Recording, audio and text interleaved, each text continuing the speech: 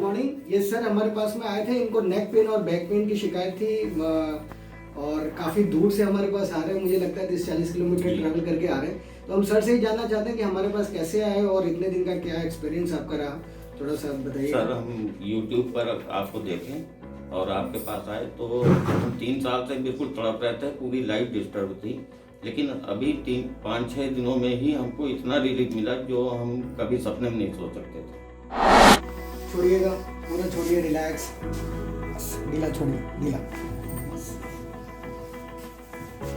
लंबी सांस लीजिए, छोड़िएगा, पूरा छोड़िए, रिलैक्स छोड़िए, रिलैक्स रिलैक्स रिलैक्स रिलैक्स, बस।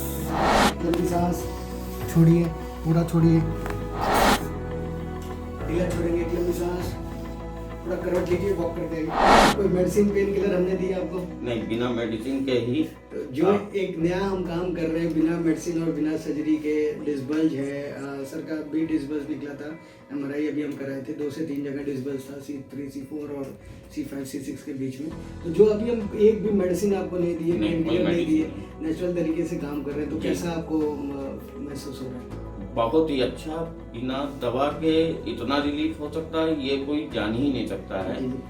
अगर आपके पास आया उसको दर्द है तो 110% मैं कहता हूँ कि आपके वहाँ आने के बाद रिलीफ उसको मिलना ही मिलना है। Sir thank you sir.